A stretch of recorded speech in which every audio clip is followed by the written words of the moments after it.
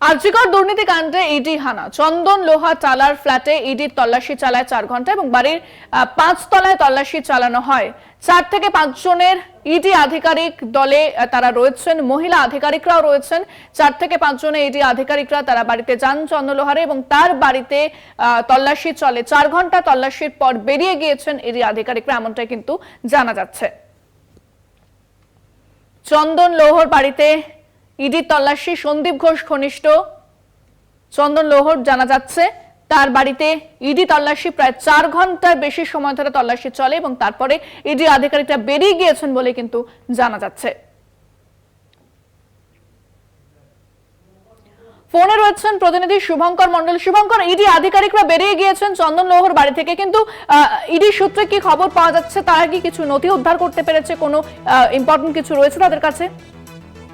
দেখো, এই চন্দন লৌহ সন্দীপ ঘোষ ঘনিষ্ঠ এবং এই সন্দীপ ঘোষ চন্দন লৌহকে বিনা টেন্ডারে বা টেন্ডার দুর্নীতি করে চন্দন লৌহকে আরজিকর হাসপাতালের ভেতরে একটি ক্যাফেটেরিয়া তৈরি করে দিয়েছিল বলে জানানো হয়েছে। এবং তোমার জানিয়ে রাখি যে সেই সময় সন্দীপ ঘোষ এতটাই প্রভাবশালী ছিল এবং চন্দন লৌহর সঙ্গে তার সম্পর্ক কি করে তৈরি হলো বা কি করে এই ব্যবসায়ীর সঙ্গে তার যোগাযোগ হলো, এই যাবতীয় বিষয়গুলো তদন্তের জন্য এবং মূলত আর্থিক দুর্নীতি সংক্রান্ত মামলার তদন্তের জন্য ইডি কিন্তু আজ গিয়েছিল চন্দন লৌহর তালায় যে ফ্ল্যাট রয়েছে সেখানে, এবং এই ফ্ল্যাটে প্রায় 4.5 ঘন্টা তল্লাশি চালায় ইডি আধিকারিকেরা। আমরা যদি দেখতে পাই, দেখবো যে চন্দন লৌহ যে ফ্ল্যাটে থাকতেন 5 তলা, তার ছাদে চন্দন লৌহকে নিয়ে গিয়ে সেখানেও ইডি আধিকারিকেরা জিজ্ঞাসাবাদ করেছে। এবং তোমায় জানিয়ে রাখি বেশ কিছু গুরুত্বপূর্ণ নথি, কেননা আমরা জানতে পেরেছি ইডি সূত্রে যে এই চন্দন লৌহকে বরাত পাইয়ে দেওয়ার জন্য 3টি কোম্পানিকে বাইপাস করে সন্দীপ ঘোষ চন্দন লৌহকে সেই ক্যাফেটেরিয়া তৈরির অনুমতি দিয়েছিল।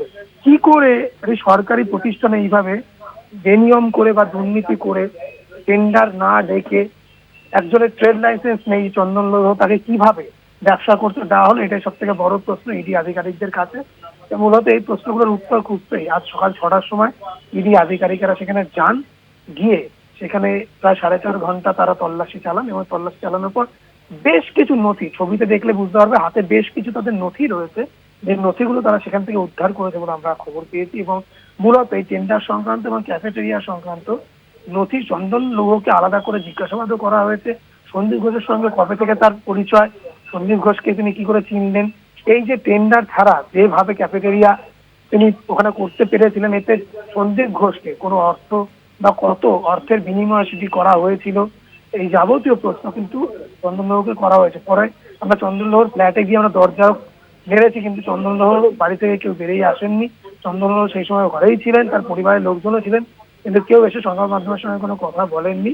ইডি আধিকারিকেরা 4.5 ঘন্টা তল্লাশির পর সেখান থেকে বেশ কিছু নথি উদ্ধার করে বেরিয়ে যান।